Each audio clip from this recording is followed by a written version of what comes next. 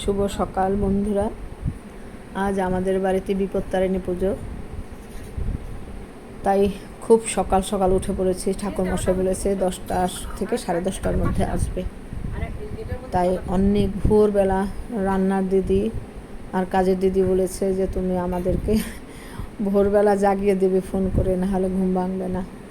তাই ওদেরকে অনেক মানে সকালবেলা কি বলবো, কটা বাজে তখন ছেলেকে বলেছি 4:45 অ্যালার্ম দিয়ে দে। 4:45 অ্যালার্ম বাজার মানে আমি ঘুমাইনি টেনশানে। ঘুম যদি না ভাঙে না মানে যতক্ষণ না পুজোটা হয় ততক্ষণ একটা মনের মধ্যে চাপ থাকে যে ঠিক মতন সব হবে তো, ঠাকুরমশাই এসে দেখবে না তো হয়নি। একতলা থেকে 3তলায় দৌড়ে দৌড়ে আসা, সব কমপ্লিট করা। এখন বয়স হয়ে গেছে না, একটু চাপের হয়, তো ঠাকুর নিজেই করিয়ে নেয়। সেই জন্যে ভাবি না, ঠাকুর নিশ্চয়ই সহায় থাকবে, তার কৃপা থাকবে, তার পূজা সে নিজেই করিয়ে নেবে। তাই হয়তো পারি। ভোরবেলা উঠে মাসি রান্নার দিদিকে আর কাজের দিদিকে ফোন করে জাগিয়ে দিয়েছি, তো ওরাও একদম টাইম মতন চলে এসছে। এসে ঘর দোয়ার মুছে উপরে একদম চান করে চলে এসছে কাজের দিদি। সকাল সকাল বলে ঠাকুর ঘরের কাজ করব, ঘরটর মুছে দিব, ঠাকুরের বাসন টাসন ধুয়ে দিব, তাই সবজি টবজি ধুয়ে দেবো, তাই আমি একবারে চান করে চলে এসেছি। ওগুলো ঠাকুর ঘরের কাজ আগে করে দিয়ে এসে তারপরে আমার ঘরের কাজ করেছে নিচে করে টোরে, তারপরেও সকাল সকালই সব কমপ্লিট হয়ে গেছে। আমি একদম 7টার মধ্যে চান করে উপরে চলে গেছি, নিচের আমার ঘরের পুজোটা করে উপরে চলে গেছি। তারপর আস্তে ধীরে সব হয়ে গেল। সেই ঠাকুরমশাই আস্তে আস্তে 10:30টায় আসেনি, 11টার দিকে এসছে, 11টার দিকে বোধহয় এসছে। আমি অত ঘড়ি দেখিনি, কারণ এতটাই কাজের ব্যস্ততায় ছিলাম, ঘড়ি দেখে সময় নির্ণয় করার মতন সময় ছিল না। এদিকে রান্নার দিদি খুব তাড়াতাড়ি করে ফেলেছে, খুব কাজে এক্সপার্ট সে। সমস্ত রান্না বান্না কমপ্লিট করে ঠাকুরমশাই পূজা হতে হতে একদম সাজিয়েও ফেলেছে থালা তিনি। ভোগ খুব সুন্দর হয়েছিল। আর বন্ধুরা তোমরা বলো, সব দেখে টেকে বলবে কেমন আমাদের পুজো সাজালাম, গুছালাম, দেখতে কেমন লাগছে পুজো। তোমাদেরকে দেখাচ্ছি আমাদের বাড়ির পুজো। তোমরা সবাই কমেন্টস করে জানাবে তোমাদের কেমন লাগলো না লাগলো, কোথায় আরেকটু সুন্দর করলে ভালো হতো। ঘরের পুজো তো যতটুকু সম্ভব করেছি। দেওর যাওয়ারা এসছে কলকাতা থেকে আগের দিন। যাই হোক, সবাই মিলে হাতে হাতে সব কাজকর্ম করে পুজোটা কমপ্লিট হলো, হয়ে গেছে পুজো মোটামুটি 1:30 পৌনে 2টার মধ্যে কমপ্লিট। পুজো কমপ্লিট বোধহয় 1:30টার মধ্যেই হয়ে গেছে, তারও আগে বোধহয় হয়ে গেছে। আমার বললাম না, ঘড়ি অত দেখিনি কাজের ঝামেলায়। তারপর বিকেলবেলা, সন্ধ্যাবেলা, রাত্রে বেশি লোকজন এবার বলিনি, কারণ মঙ্গলচণ্ডী বেসিক্যালি আমাদের মঙ্গলচণ্ডীর পুজোটাই অনেক বড় করে হয়। এটা পুজোটা ঠিকঠাক করি, আর এই কিছু পাড়ার 2-4 জন বউদের বলি। এটা আর কি আমার শাশুড়ি যেভাবে করতো সেভাবেই করি, 5 জন বউকে বলি, বাড়ির মানুষ, এই আর কি। যাই হোক, পূজাটা করে একটু ভিডিও করছি। মেঘলা আকাশ, সকাল থেকে ধুম বৃষ্টি ছিল, মনটা খারাপ ছিল। ঠাকুরমশাই গতবারও ভিজে এসছে, তো ঠাকুরমশাই মাঝখানে ফোন করে বলল যে একদম আমি একবারে পুজো করতে গিয়ে চুপচুপা হয়ে ভিজে গেছি। তো এসে বলছে যে একদম আমার গায়েই শুকিয়ে গেছে সব কাপড় চোপড়। প্রতিবারই ঠাকুরমশাই ভিজে ভিজেই আসে, এতটাই বৃষ্টি হয়। তারপর আস্তে আস্তে দেখলাম দিনটা বেশ ভালো হয়ে গেল। আমাদের পুজোটা যখন হলো তখন একদম বেশ ঝলমলে দিন ছিল, মনটাও ফুরফুরে হয়ে গেল। যাক, পুজো চলছে, তোমরা দেখো, ঠাকুরমশাই মন্ত্র বলছে।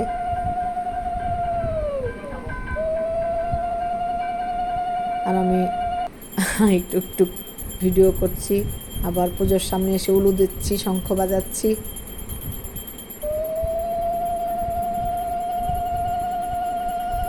ঠাকুর ঘরে সত্যি এত মনটা ভরে যায় না, যতই খাটনি হোক ঠাকুর ঘরে এসে যখন সম্পূর্ণ পূজা কমপ্লিট করে বসি, সব দেখি মনটা ভরে যায়। সত্যি ঠাকুরের ভাবে সুস্থ রেখো, একটু করতে যেন পারি তোমার পুজো।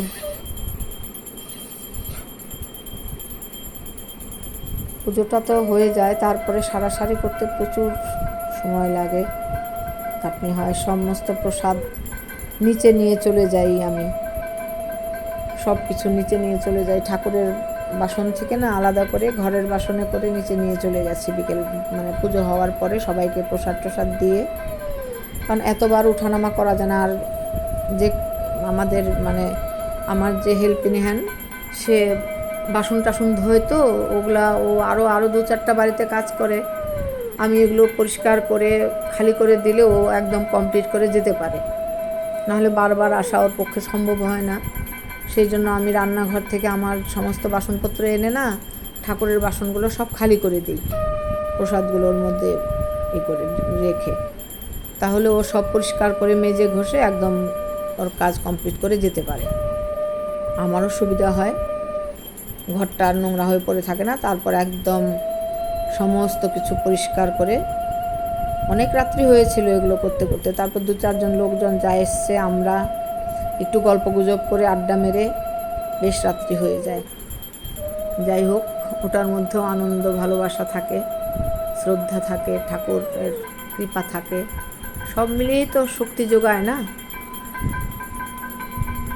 পুজোটা হচ্ছে দেখো, আর ফুলের কি অভাব বলো, মানে সেই ফুলের অভাব। 2জনকে অর্ডার দেওয়া হয়েছিল, 2জনেই বলে সাফিসিয়েন্ট ফুল নেই। এত বর্ষা এত বৃষ্টিতে না সমস্ত ফুলের কড়ি ফুল গাছ মরে গেছে, চারিদিকে বন্যায়। ফুল জোগাড় করতে না ঘাম বেরিয়ে গেছে। এদিক ওদিক আমার দেওয়ার সেই দৌড়াদৌড়ি করে ফুল জোগাড় করে নিয়ে এসছে। 2-4 জন দিয়েও গেছে, আমাদের শিখাদি খুব সুন্দর বেলপাতা কতগুলো ফুল দিয়ে গেছে। পাশের বাড়ির আমাদের বন্ধু আর কি, বাড়ির ফুল ফোটাও বন্ধ একদম। এত বৃষ্টিতে এখন একটা জবা ফুলও ফোটে না। সাদা ফুল এত ফুটতো, সেটাও মানে জানি না কেন ফুটছে না। এত অপরাজিতা ফুটতো, আমার মানে গামলা ভরে যেত, এত অপরাজিতা ফুটতো। এখন 3টা-4টাও পাই না গাছে, কি জানি এত বৃষ্টিতে পচে যাচ্ছে গাছের পাতা পোতা সব। যাই হোক, ফুল, তারপরে গাঁদা ফুলের চেন, কিছু সাদা ফুল গাছ থেকে এবং কিনেও নিয়ে আসা হয়েছে। এইভাবে কোনো রকম করে বেলপাতা পাওয়া গেছে, বেলপাতা মানে বেশ সাফিসিয়েন্ট ছিল। ফুলও পরে তারপর জোগাড় হয়েছে, ভালোই ছিল, অনেকগুলোই ফুল ছিল।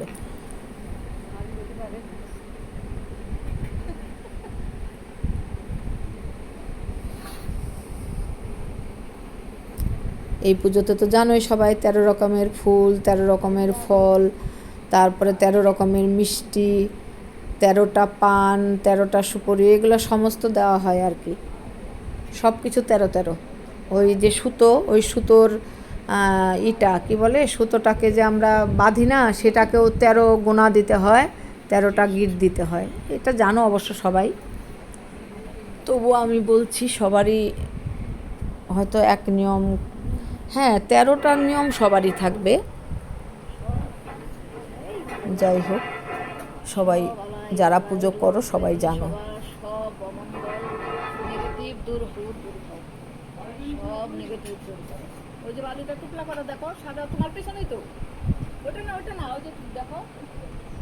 থালার মধ্যে গোটা ফলগুলো অন্যরা পুজো দিয়েছে, আর আমাদের 13 রকমের ফল কেটে দেয়। সবার গোটা দেয়, আমাদের শাশুড়ি মাকে দেখতাম কেটে দিত, বলতো আমাদের কেটে দেওয়ারই নিয়ম, তাই আমরা কেটেই দিই। আর এদিকে যজ্ঞ শুরু হয়ে গেছে।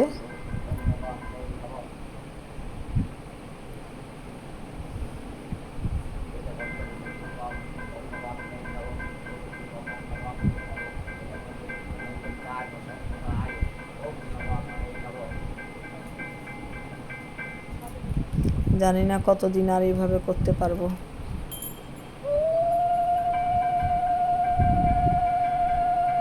কারণ এত শরীরের মধ্যে উপসর্গ না, পা কোমর ব্যথায় জর্জরিত, তাও মনের জোর, মনের সাহস, ঠাকুরের সাহস যোগায়, হয়ে যায়, ব্যাস। আর কি, এভাবেই ঠিক হয়ে যাবে।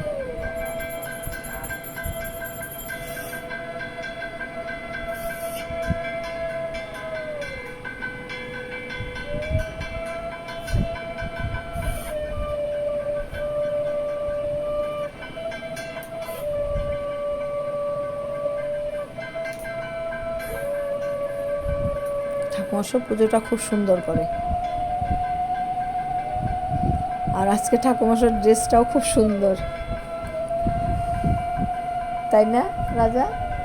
ঠাকুমশার ড্রেসটা দেখ, লাল ধুতি, পাঞ্জাবিটা প্রিন্টটাও সেই সুন্দর, খুব ভাল লাগছিল ঠাকুমশাইকে একদম। আমি আজকে মানে যখন আজকে আসছে না সব নিতে, শাড়ি, তারপর তোমার বুজ্জি, সব অনেকেই দক্ষিণা টক্ষিণা দিয়েছে, ওগুলো সব জমিয়ে রেখেছি, সব কিছুই নিয়ে গেল আজকে সকালে এসে। তখন আমি ঠাকুমশাকে বলছি, ঠাকুমশা আজকে ওই ড্রেসই পরে আছেন? বলে কি, কালকে ওগুলো পরে পুজো করেছি রাত্রেবেলা, কি বলে, আজকে আবার এই ড্রেসটাই আমি মন্দিরে গিয়ে পুজো করেছি, তো ওটা পরেই মন্দির থেকে সোজা এখানে চলেছি। আমি আপনার ড্রেসটা পরে আপনাকে খুব ভালো লাগছে, একদম তান্ত্রিক তান্ত্রিক লাগছে, হাসছে শুনে। পুরোহিতদের মানে একটা সব সব কিছুর একটা কি বলবো, ড্রেস আপটাও জরুরি, তাই না? ঠাকুমশাই এই ড্রেসে সত্যি মায়ের পুজো করছে, তো বেশ লাগছে।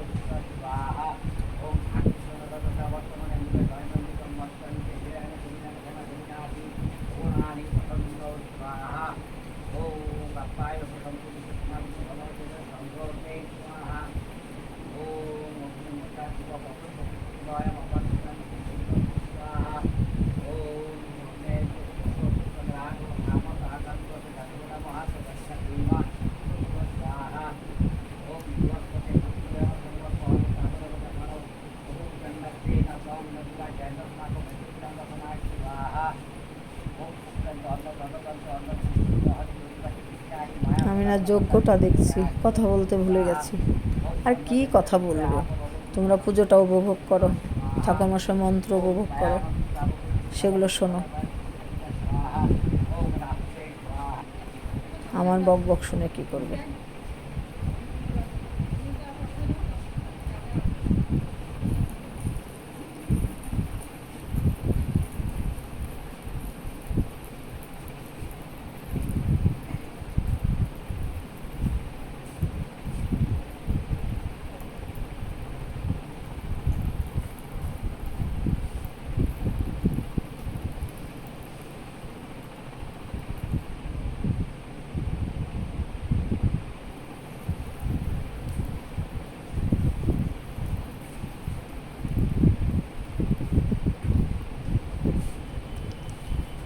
এরপর আবার লক্ষ্মী পুজো, তার মাঝখানে আর পুজো নেই না আমাদের। আর বিপত্তারিণী পুজোর পরে লক্ষ্মী পুজো।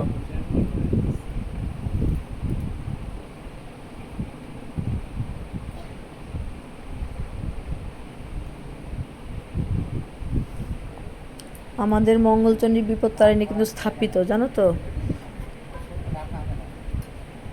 ঘট বসানো একদম অনেক বৎসরের। আমার শাশুড়ি মা পুজো ধরেছিলেন প্রতি মঙ্গলবার। আমাদের শাশুড়ি মা প্রতি মঙ্গলবার উপোস করতেন, উপোস করতে মানে দানা খেতেন না। আগে আমার বিয়ের পর দেখতাম কাউনের, তখন কাউ মানে ডালিয়া বের হয়নি, তখন কাউনের খিচুড়ি খেত। দুপুরবেলা কাউনের খিচুড়ি খেত, খেত না, চাল খেত না। তারপর যখন ডালিয়া বেরিয়ে গেল তখন ডালিয়ার খিচুড়ি খেত। উপোস না, মানে দানাটা খেত না আর কি, কারণ সে খিলা দিত, আমরা আবার খিলা দিই না। কারণ প্রতি মঙ্গলবার তো আমরা সেভাবে নিয়ম করি না, সেই জন্য খিলা দিলে সেটা নেওয়া হয়ে যায়। আমি কি করি, মানে বৈশাখ মাসে প্রতিটা মঙ্গলবারেই তো পুরোহিত দিয়ে করানো হয়, আমি একটা মঙ্গলবার খিলা দিয়ে করি, প্রতিটা মঙ্গলবার করি না, একটা মঙ্গলবার খিলা দিয়ে করি।